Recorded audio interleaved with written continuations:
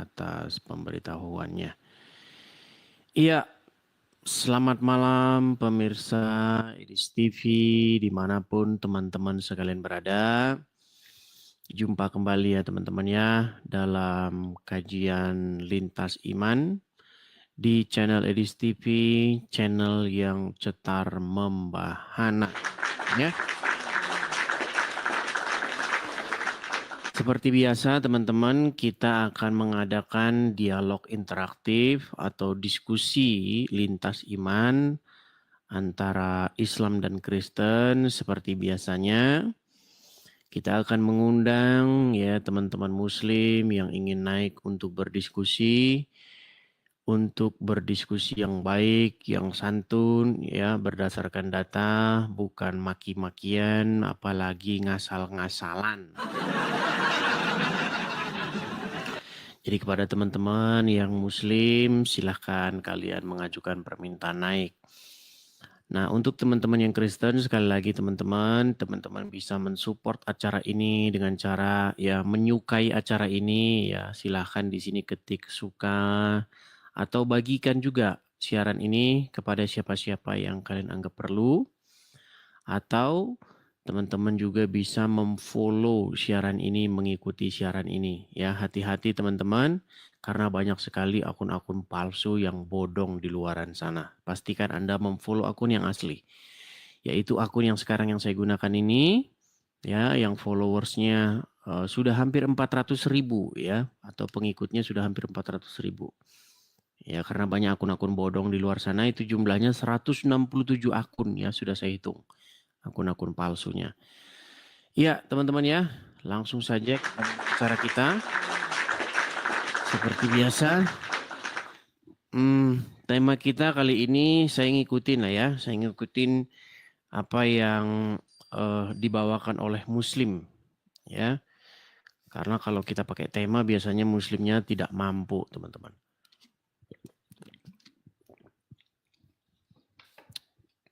Oke. Kita kasih naik ada Yuli. Oh, Yuli ini yang kemarin ini. Kalau nggak salah. Yang ini. Ya, Saudari Yuli atau Mbak Yuli. Salam Bang Edis. Salam juga Kak Yuli. Sehat Bang? Sehat, puji Tuhan sehat. Gimana? Sehat Abang?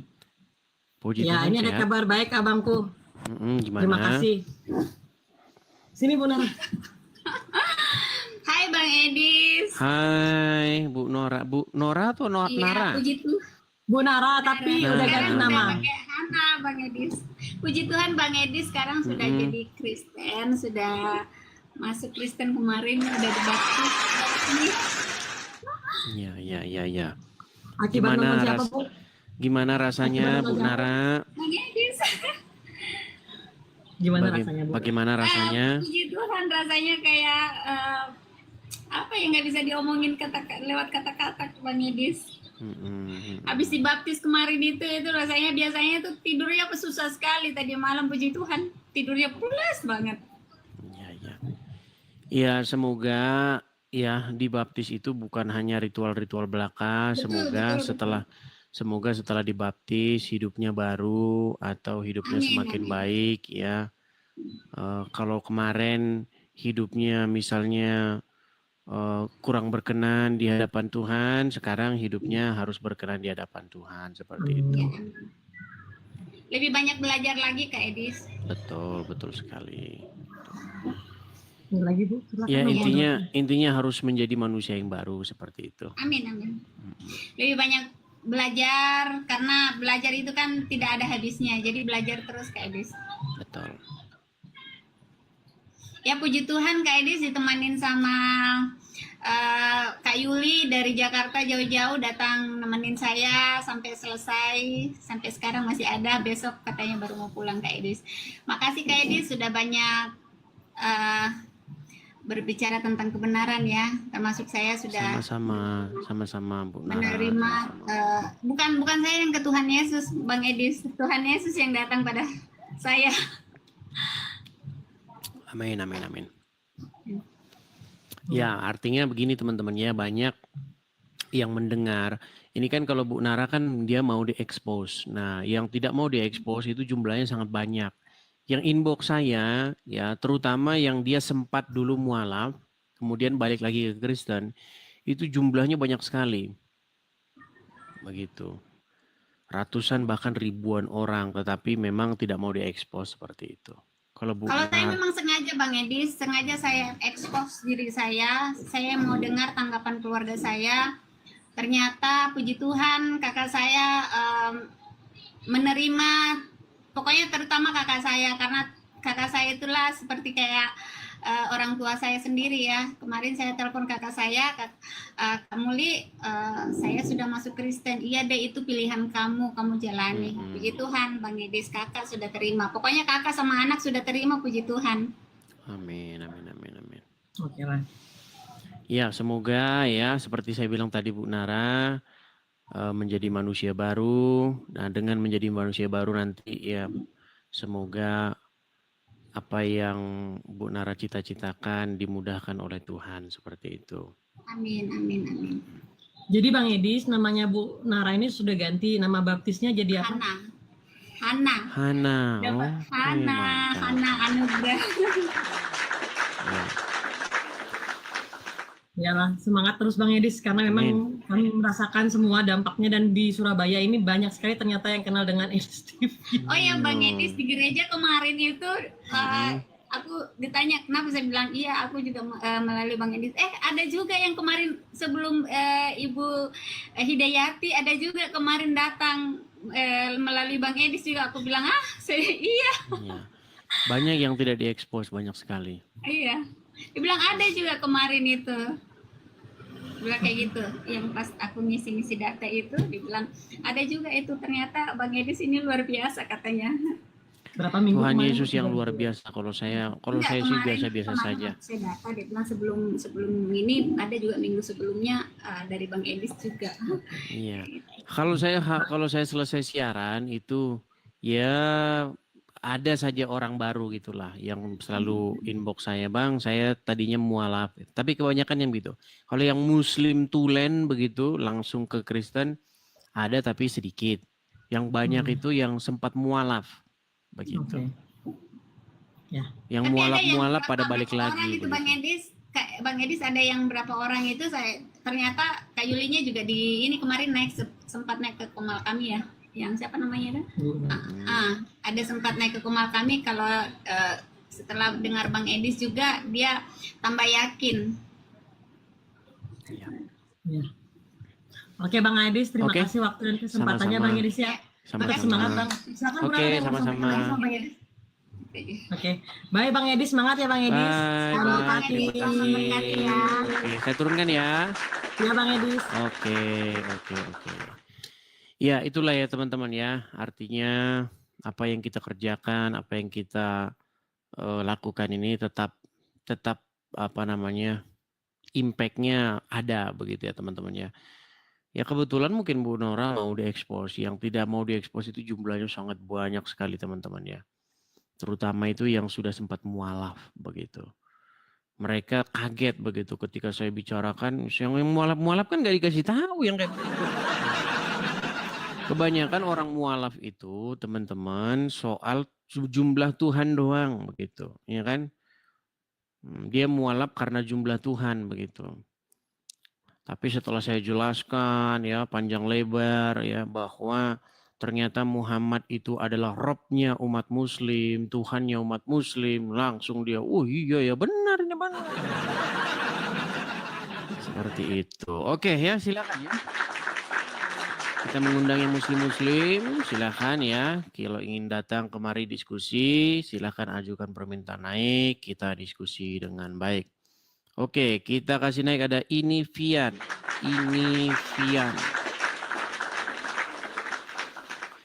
Oke, terpental Ini Vian. Sekali lagi ya teman-teman ya, jikalau Anda Kristen, biarkan dulu, berikan kesempatan kepada yang muslim untuk mengajukan permintaan naik ya. Oke, kita kasih naik ada Metra. Ini si Metra ini yang terlalu banyak alasan. Ya, Metra Afandi, selamat malam. Malam. Ya, Nah, kan mana nggak kabarmu percaya bro yang Metra? kemarin?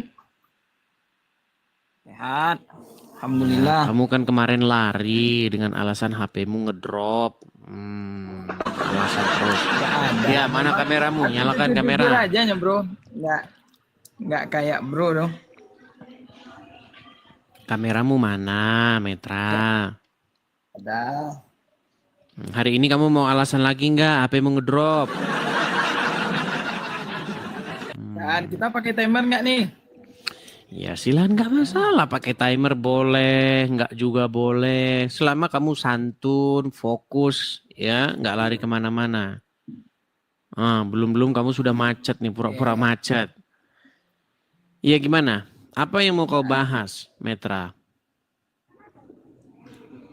Ya, stoplah tipu-tipu memanfaatkan psikologi teman-teman Kristen untuk keuntungan pribadi, bro. Stop Seolah-olah tipu-tipu memanfaatkan psikologi untuk kepentingan maksudnya gimana itu? ya begini, bro, ini kan seolah-olah pro ke Kristen. Sebetulnya bro itu pro kepada diri sendiri, cuma jual-jual Kristen. Kan Pro di kepada awal diri sendiri, jual-jual sejak bro Kristen. kan kita sama-sama Datanya tahu mana? bagaimana Datanya. Coba suruh diam dulu itu, pusat yang atas berisik semua orang itu. Yang berisik-berisik itu coba suruh Semua diam orang pada dulu. orang azan di situ, bro. Kamu ini Ini di musyrikin aja. Kenapa kamu tuh syirik? Kenapa? Kamu syirik begitu. Bukan syirik, bro. Terus Justru kenapa karena kamu aku di iri situ, hati, dengki, ya kan? Saya membuat acara semacam ini, membangun acara dengan susah payah, ya kan? Antusias tinggi, terus kamu syirik, dengki. Kalau kamu buka Komal yang nonton 7 itu pun tetanggamu sama anak-anakmu kamu suruh kan? Nekat yang nyata memang kamu. Memang pandai sekali berkomunikasi. Pansos kamu lalu kesini. Seolah-olah itu Saya pikir kamu mengajukan tema, ternyata kamu gosip. Gimana? Bukan, bro, memang nggak ada yang betul sebetulnya, cuman karena memang dibungkus-bungkus kan, dengan gosip. komunikasi aja. Kemarin kamu sudah saya bilang loh, Metra. Coba, betulkah Muhammad satu-satunya nabi yang nyuruh minum kencing hewan? Betul atau salah? Iya. Betul. Masalahnya di Terus mana? kok kamu bilang nggak ada yang betul? Sebentar. Tadi barusan kamu bilang nggak ada yang betul. Barusan sekarang kamu iyakan betul. Ini bagaimana ini kamu ini, Metra? Cara bro Edis menafsirkan itu yang salah sebetulnya. Pengetahuan tidak cukup, cuma bisa membuat kesimpulan. Ini curhat Framingnya di situ. terus ini orang. Sebentar. Coba pelan-pelan dulu ya. Betul atau salah? Muhammad menjadi satu-satunya nabi yang kena sihir. Iya. Betul. Terus yang salah ini? Kamu bilang tadi nggak ada yang benar yang saya omongin. Sekarang kamu iya kan? Gimana? Ya, jangan berhenti di situ, Bro Edis. Jadi seolah-olah stop di situ. Jadi seolah-olah kebenaran bro sendiri yang mengucapkan. Lu kamu sudah mengiyakan, iya kata kamu. Gimana? Kamu kan bilang kalau iya. Pertanyaannya sampai di situ masalahnya di mana gitu? Kita pokok kan masalahnya di mana? Muhammad menjadi satu-satunya nabi yang kena sihir. Tidak ada nabi yang kena sihir selain daripada Muhammad, bener nggak? Iya, Nabi pernah terkena Nah, sihir. makanya Muhammad nabi yang agak lain.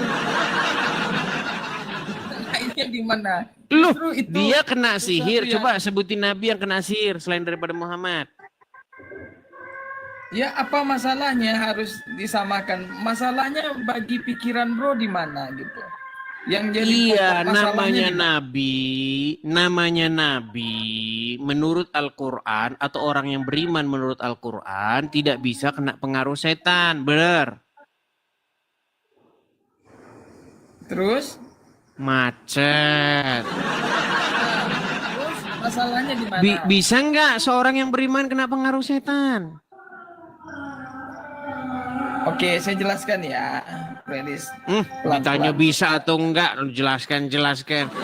Menurut Al-Quran, bisakah setan itu mempengaruhi orang yang beriman?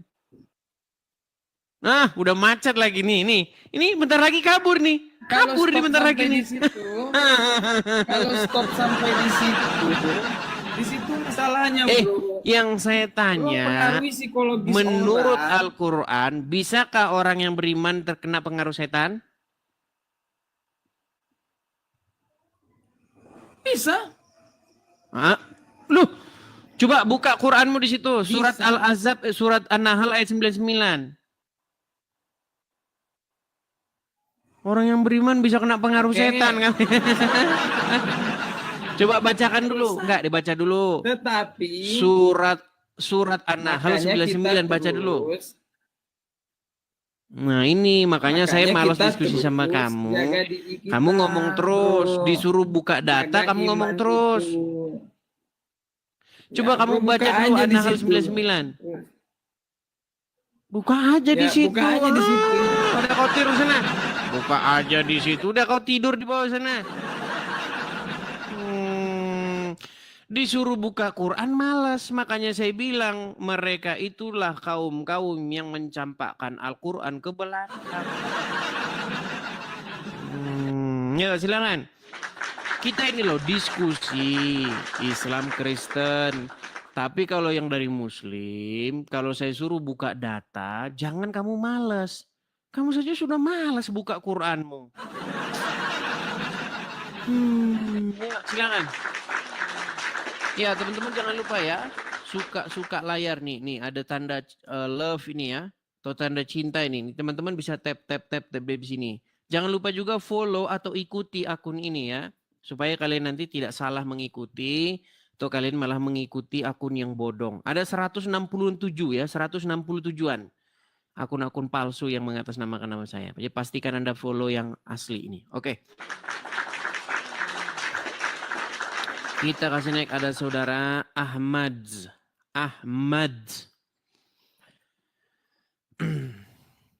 Ya, selamat malam saudara Ahmad.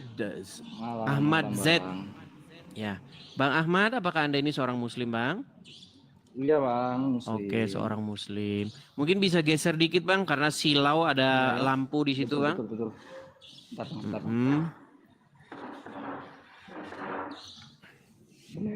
Iya, oke, Bang Ahmad. Ya, selamat malam saya ucapkan dulu ya, Bang Ahmad ya. Salam kenal dulu.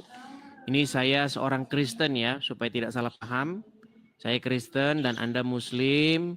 Saya mengajak Anda untuk diskusi antara Islam dan Kristen nih. Bagaimana? Apakah Anda bersedia? Iya. Oke, baik. Ya, sudah lamakah Anda mengikuti stasiun atau channel Edis TV? Belum lama sih, Bang. Cuma Baru dulu berapa lama? Kali. Berapa lama? Enggak lama, aku naik kedua ini. Oh, naik kedua. Iya. Sudah ada sebulan? Belum sih, Bang. Belum sebulan. Ya, bagaimana? Apa yang mau Bang Ahmad utarakan atau apa yang ingin Anda sampaikan? Silakan. Ini melanjutkan diskusi aja, Bang, yang nggak usah debat ya. Oke. Iya, kita diskusi. Ya, silakan. Kan Abang kan terkenal 13 tahun mempelajari Al-Quran ya. Betul. Dalam 30 juz di dalam Al-Quran itu ada nggak yang Abang setuju kira-kira? Ayat-ayat yang saya setujui di dalam Al-Quran. Ya. Ya, ayat-ayat yang dikutip atau diambil dari Bible dengan benar. Tetapi banyak yang dipelintir oleh Al-Quran. Seperti itu. Bagaimana Quran menceritakan bahwa Musa membawa Bani Israel, kaumnya begitu ya, untuk keluar dari Mesir, Ya, tapi di dalam Al-Qur'an itu tidak dijelaskan kenapa Musa membawa Bani Israel itu keluar dari Mesir. Makanya ketika kita membaca Al-Qur'an, Al-Qur'an itu seperti Bible yang halamannya banyak yang hilang. Seperti itu. Misalnya Bible itu 100 halaman, kemudian ditiru oleh Al-Qur'an jadi 17 halaman doang, makanya lompat ke sana kemari. Ini tidak dipahami oleh banyak orang karena banyak orang tidak pernah membaca Bible dan Quran sampai Ya, habis gitu. Tapi ketika kita membaca kedua kitab itu sampai habis, maka setiap orang yang berakal waras akan menyimpulkan bahwa Al-Quran itu memang dijiplak dari Bible. Seperti itu. Isinya sebagian besar dijiplak dari Bible, tetapi dijiplak dengan keliru. Seperti itu. Ya. Berarti kesimpulannya apa ya Bang ya? Tapi dalam Al-Quran itu kayak Bible, Taurat itu ada semua di situ kisah-kisahnya ya. Iya, ada yang tidak ada, ada yang mengada-ngada. Contohnya, kisah tentang Isa membuat burung dari tanah liat, Ya. kemudian ditiup tanah liat itu kemudian menjadi hidup. Itu Tahu? suatu kebenaran atau apa? Nah, itu ternyata kalau kita telusuri asal usulnya itu dari Injil-Injil palsu. Itu berasal dari Injil Thomas atau Injil masa kanak-kanak Yesus. Artinya ada dongeng-dongeng tentang dongeng-dongeng kekristenan yang memang dianggap oleh orang Kristen itu sebagai hanya dongeng-dongeng belaka. Itu jadi kitab suci di dalam Al-Quran. Jadi berita kebenaran. Contohnya yaitu tadi. Yesus membuat dari tanah liat burung-burungan lalu ditiup hidup. Buat apa? Oh berarti itu menurut Abang itu cerita yang ditambahkan gitu? Iya, itu cerita-cerita dari Injil-Injil palsu. Seperti itu. Jadi sebenarnya Bang gini, saya ini kan mengkaji Al-Quran itu 13 tahun. Nah yang saya dapati bahwa ini khusus di kalangan akademisi ya. Kalau di kalangan orang-orang awam mungkin ini terkesan mengada-ngada. Gini, sebenarnya bahasa asli Al-Quran itu bukan bahasa Arab. Bahasa asli? Iya, bahasa aslinya itu bukan bahasa Arab. Tetapi telah diterjemahkan ke dalam bahasa Arab. Ya. Makanya ada satu ayat di dalam Al-Quran berbunyi, kami turunkan Quran ini dalam bahasa Arab. Supaya kamu memahaminya. Karena sebelumnya itu bukan bahasa Arab. Berarti sebelumnya bahasa apa Bang? Nah, telusur punya telusur, selidik punya selidik. Al-Quran itu tadinya berasal dari naskah-naskah Kristen Syria yang kemudian diedit dan kemudian ditambahkan, dikurangi dan lain sebagainya menjadi Al-Quran yang sekarang. Seperti itu. Nah, kadang-kadang para penerjemah Al-Quran dia salah menerjemahkan. Ini kita mau sedikit akademis atau bagaimana? Kalau mau sedikit akademis, akademis. Aku lebih suka akademis daripada saya mau tanya dulu latar belakangnya apa? Pernahkah sekolah tentang Islam atau apa?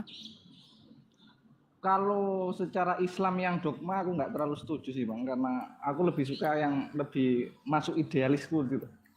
Kebetulan aku kan sekarang tinggal di negara komunis ini Bang, di Cina. Oh, tinggal di Cina. Oh, di Taiwan Bang, Taiwan. Oh, Taiwan. Oh, mantap dong. Keren dong. Ya. Ya. Kita akan ambil contoh ya. Salah satu ayat di mana ayat ini menjadi agak, ya kalau bagi orang waras ini lucu-lucuan. Kita kasih contoh ya. Misalnya di dalam Quran surat Maryam, nih saya kasih contoh ya. Bentar ya. Maryam ayat yang ke taruhlah ayat yang ke. Sabar ya. Ini contoh-contoh bagaimana isi Al-Quran itu telah disalah terjemahkan. Nih. Saya kasih surat Maryam ayat yang ke-24 ya Bang ya. Nih saya kasih contoh. Ya.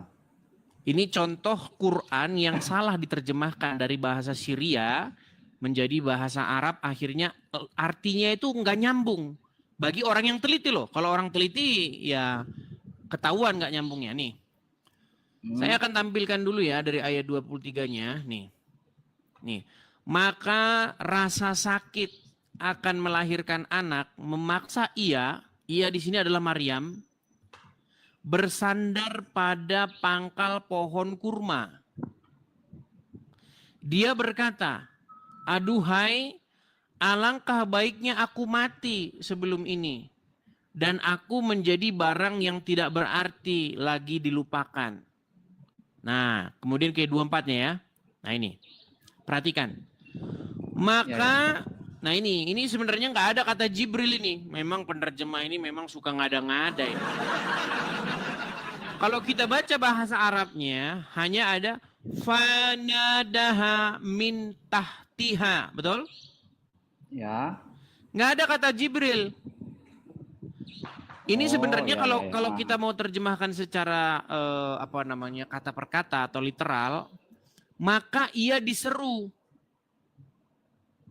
dari tempat yang rendah, min tahtiha. Maka dia diseru dari tempat yang rendah. Janganlah kamu bersedih hati. Apa maksudnya maka kamu disuruh dari tempat yang rendah? Maksudnya gimana coba ini?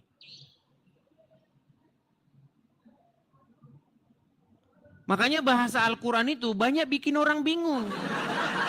Nah, maka dia diseru dari tempat yang rendah. Sebentar. Nih, dari tempat yang rendah, janganlah kamu bersedih hati. Sesungguhnya Tuhanmu telah menjadikan anak sungai. Ini anak sungai ini apa maksudnya? Coba. Jangan sedih bahwa Tuhanmu telah menjadikan anak sungai. Buat apa? Anak sungai hubungannya apa sih? Nah, ini sebenarnya ya. Kalau kita merujuk kepada bahasa Arab, kata anak sungai di sini, yang dimaksud dengan anak sungai, di sini bahasa Arabnya adalah kata ini, saria. Nih, kata saria ini, nih, ini banyak orang bingung, maksudnya apa saria ini? Menjadikan anak sungai ini buat apa? Gitu. Nah, ternyata kata-kata syariah ini ternyata di dalam bahasa Aram artinya bukan anak sungai, tetapi anak yang sah. Sah. Iya, bukan anak sungai, tapi anak yang sah, anak yang legit maksudnya itu, anak yang lahirnya itu sah. Nah, makanya ini setelah direkonstruksi ulang sesuai dengan bahasa Aram, bunyinya itu bukan janganlah kamu bersedih sesungguhnya Tuhanmu telah menjadikan anak sungai. Tetapi janganlah kamu bersedih hati sesungguhnya Tuhan telah menjadikan anakmu itu anak yang sah. Karena apa? Karena di sini Maryam itu dianggap dia itu mempunyai anak secara tidak sah. Tidak sah karena apa? Karena bapaknya tidak ada. Nah makanya dikatakan janganlah kamu bersedih hati. Sesungguhnya Tuhanmu telah menjadikan anak yang kau lahirkan itu anak yang sah. Bukan anak sungai. Anak sungai gimana? Berarti itu salah penafsiran bahasa Indonesianya, Bang? Apa? Bukan salah penafsiran bahasa Indonesianya. Salah penafsiran bahasa Arabnya. Oh, bahasa Arabnya. Iya. Ini contoh-contoh kecil Bang. Sebenarnya ada banyak sekali contoh-contoh di dalam Al-Quran. Bahkan orang Islam itu tidak tahu artinya. Nih saya kasih contoh lagi nih. Saya kasih banyak contoh. Yang hafal loh Bang. Gimana? Banyak yang hafal.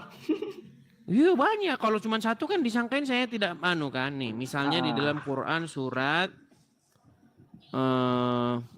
Al-Kahfi ayat yang ke-9 ya. Nih. Kelihatan Bang? Ya kelihatan.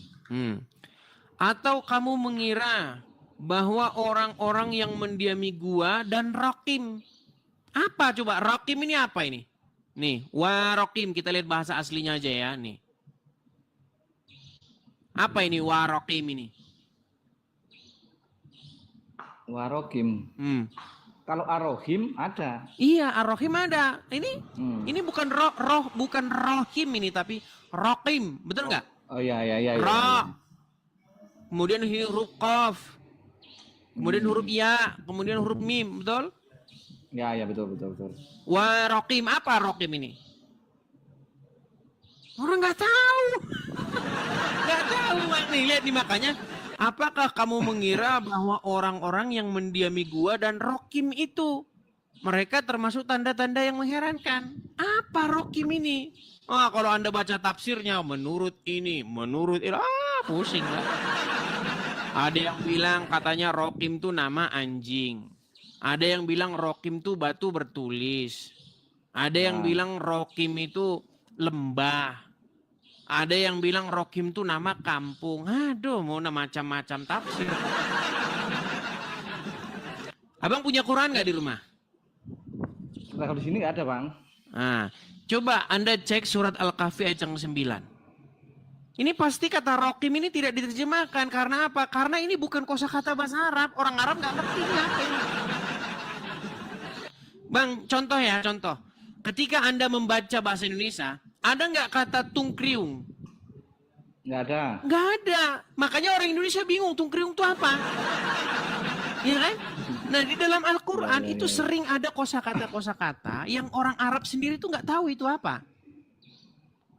Bahkan di dalam tafsir-tafsir ini para mufassirin atau para sahabat nggak tahu ini rokim ini apa. Ternyata selidik punya selidik. Ini salah tulis, Bang. Salah tulis, bayangkan coba. Salah tulis. Iya. Iya, Ini Bang, salah di dalam tulis. Al-Quran, Injil atau segala macam itu pasti kan banyak cerita, Bang. Iya, artinya cerita masa lalu lah. Nah, aku takutnya gini, Bang. Kan cerita itu ditulis oleh pemenang perang ya. Kalau di mana-mana lah pasti begitu. Itu kira-kira kitab suci itu bisa ternodai itu enggak, Bang? ya kalau kita bicara segala kemungkinan atau probability atau probabilitas itu pasti ada. Tetapi yang kita bahas di sini kan antara Islam dan Kristen. Saya pernah berdiskusi dengan yang dianggap gurunya orang-orang Muslim di sini bahwa ada kemungkinan Quran itu dijiplak dari Bible. Itu adalah pernyataan dari Zuma sendiri ketika dia berdiskusi dengan saya. Ada. Zuma itu siapa, Bang? Zuma itu dia adalah seorang pendebat Muslim di mana dia itu dikatakan guru-gurunya umat Muslim. Nah, dia pernah berdiskusi dengan saya dan dia mengakui bahwa ada kemungkinan Quran itu dijiplak dari Bible. Nih, ini diskusi saya dengan dia ya. Saya kasih putar. Nih. Nih ya, bagaimana diskusi saya dengan dia ketika dia mengakui atau memungkinkan. Lihat nih ya. Nih saya putarkan dulu videonya nih. Tidak bisa terbuktikan, apalagi jiplaknya. Ayo, kamu bisa apa lagi? Saya menanyakan, membuat pertanyaan bukan menuduh. Saya membuat pertanyaan, apakah benar Quran menjiplak Bible dalam hal 1 hari sama dengan 1000 tahun? Saya kan bertanya, apa yang dijiplak di situ? Loh, saya tanya kamu, ada kemiripan atau tidak di situ? Mirip. Oke, kalau mirip ada kemungkinan penjiplakan atau tidak? Kemungkinan ada. Nah, kamu sudah mengaku. Kemungkinan ada. Iya. Lihat nih, saya putar ya bagian kontroversialnya ya. Lihat nih. 1000 tahun. Saya kan bertanya, apa yang dijiplak di situ? Loh, saya tanya kamu, ada kemiripan atau tidak di situ? Mirip. Oke, kalau mirip ada kemungkinan penjiplakan atau tidak? Kemungkinan ada. Nah, Kemungkinan ada. Jadi seorang Zuma pun sudah mengakui kemungkinan ada penjiplakan dalam Quran terhadap Bible itu, ada kemungkinan itu. Iya, artinya itu tidak menutup peluang bahwa memang Quran itu kitab jiplakan. Begitu. Ya mungkin sejarah yang turun-temurun sih Bang. Dari prospeknya kan Kristen sama Islam kan duluan Kristen kalau nggak salah. Betul, Dari sejarahnya. betul sekali. Artinya begini Bang, kalau kita membaca Al-Quran dan membaca Bible, maka kita dapati bahwa banyak di situ hal yang dibicarakan di Quran itu sudah ada di Bible sebelumnya, seperti itu. Cuman memang bagi orang-orang yang tidak familiar terhadap Quran itu memang tidak jeli Bang. Yang sudah familiar saja itu kurang jeli, apalagi yang belum sama sekali. Karena kebanyakan orang Muslim itu Bang, ketika baca Quran kan mereka nggak tahu artinya. Kebanyakan nggak tahu sih. Iya, Anda mengakui kan bahwa umat Muslim banyak ketika baca Quran penghafal bukan mau cari Al-Quran tahu ya, isinya. Bang, ya. Aduh nanti aku dihujat lagi orang Muslim di bawah ini. Nah, tapi kan itu fakta, mau gimana? Karena kebetulan saudara saya sendiri ya Bang ya. Ini dia menghafal Al-Quran, hafal 30 juz, saya akui dia hafal 30 juz, tapi gunanya apa? Aku tanya gunanya itu apa? Iya, nggak ada gunanya selain daripada cuman gitu-gitu doang, ya kan? Gunanya gini loh Bang, gunanya validasi sih, validasi dari ya kamu hafal Quran bacanya Iya, baik, tapi gini, nggak tahu artinya saya buat pun apa, gitu gini loh. Bang. Dulu saya sempat termakan oleh dogma ada Muslim yang hafal Quran. Itu juga omong kosong. Nggak ada. Nggak ada Islam yang hafal Quran tuh nggak ada. Kalau ada Islam yang hafal Quran, suruh naik sini, saya tes dia. Kalau dia hafal, saya terjun dari Monas. Disclaimer Bang, bukan hafal Quran tapi hafal lafalnya mungkin. Iya, walaupun lafadznya apanya, itu mereka tidak hafal. Itu adalah sebuah dogma yang terus menerus ya. Sebenarnya kalau di kalangan akademisi Islam itu nggak ada yang percaya itu. Ya nggak ada. Itu adalah Memang dongeng-dongeng yang dipercayai oleh orang-orang awam di tengah-tengah orang awam, orang Islam. Bahwa Kalau Quran akademisi Islam ditulis sendiri itu, berdasarkan hafalan. Nah itu dongeng semua itu. Hafalannya siapa gitu. Karena menurut hadis Quran itu ada yang mengatakan ada 7 huruf atau 10 huruf. Tahu? Pernah dengar cerita itu? Coba Pernah enggak? Belum. Nah, ini masalah. bukan bagaimana Bang, tapi memang apa ya? Aku dulu kan lama Jadi di Papua, Bang, Quran itu menurut hadis-hadis sendiri itu ada ayat-ayat yang hilang. Bahkan ada yang dimakan kambing. Apanya Iya. itu? Ada ayat-ayat Quran yang dia itu hilang, sekarang tidak ada lagi di Quran yang sekarang. Menurut hadis loh. Menurut hadis seperti itu. Berarti nggak lengkap. Bukan Maksudnya. cuma nggak lengkap Bang, amburadul. Iya. Menurut hadis, Quran itu diturunkan dalam 7 huruf. Atau 7 qiraat. 7 bacaan. Coba, umat muslim sekarang punya berapa bacaan? Aduh, Lebih itu pasti- Bang. Ada seorang peneliti dari Kristen, dia juga mantan muslim, namanya itu Hatun Tas, orang Turki. Dia dulunya seorang muslimah. Cuman dia sudah murtad dari Islam, keluar dari Islam masuk Kristen. Nah, di mana dia mengumpulkan ada kurang lebih 34 Quran dari seluruh penjuru muka bumi. Ya. Nah, dari 34 Quran yang dikumpulkan itu satu sama lain berbeda. Beda. Makanya sekarang dongeng-dongeng yang dipercaya Quran sama, bacaan sama, belgedes Bang. Iya, nggak sama. Itu diakui juga oleh umat muslim. Pakar-pakarnya agama Islam. Salah satu yang mengakui itu ada di channelnya Lajnah Kemenak. Itu channel negara mana bang? Ya channel Muslim lah, namanya Lajnah apa gitu dari ini. Masuk negara Dia Indo. akui memang Quran tuh bacanya beda-beda. Ada mushaf versi bacaan Wars ada versi bacaan Qalun, ada banyak macam-macam bacaan Quran itu. Bukan cuma 11 atau 7 bacaan seperti yang diceritakan dalam hadis. Hadisnya pun macam-macam, ada yang bilang 7, ada yang 10, qiraat, ada bilang qiraatul sab'ah, apa segala macam, banyak.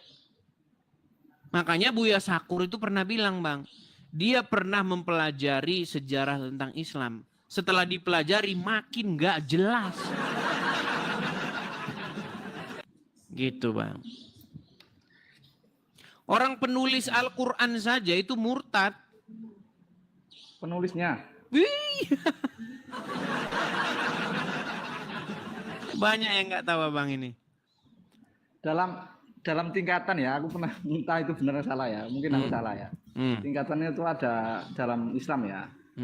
Itu ada pertama itu syariat bang, syariat itu kulitnya aja lah, gak penting itu. Terus ada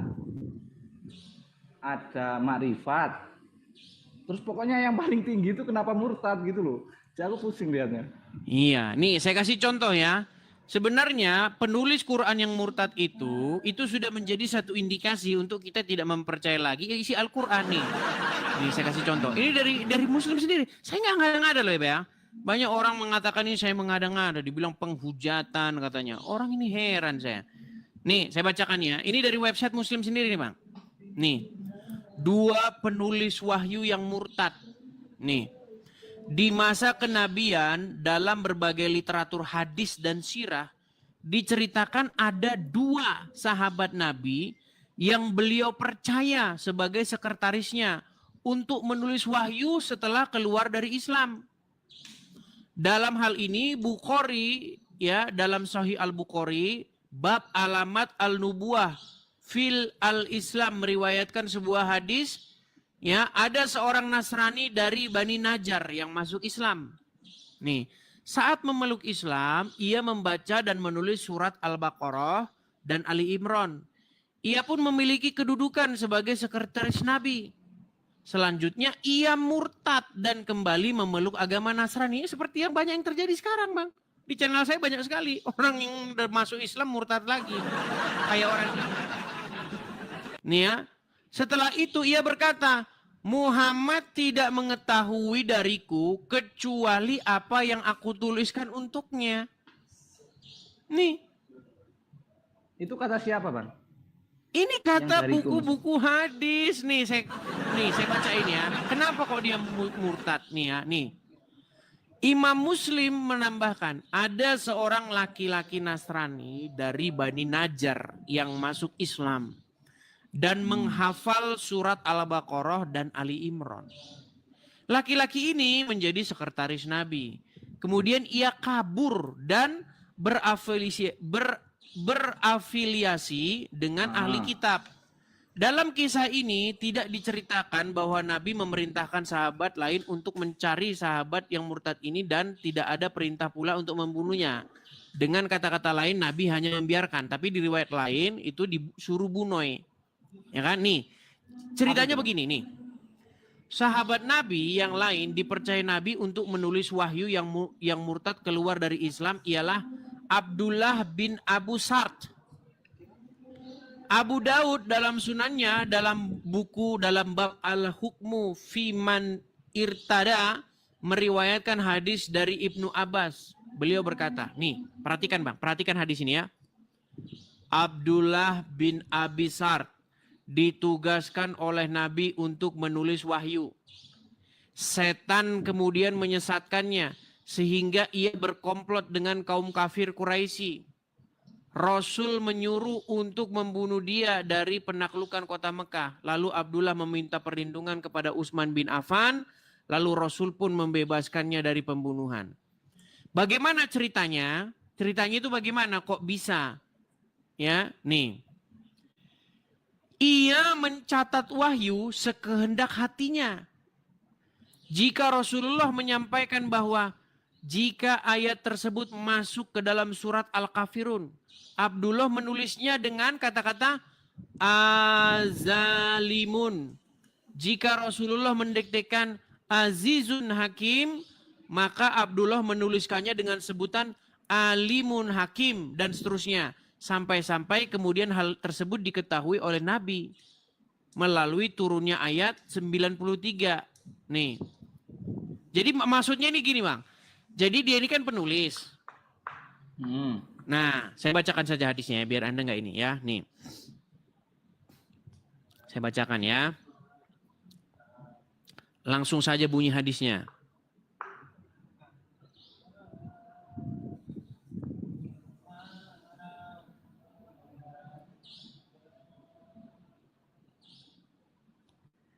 Nih, saya bacakan hadisnya ya.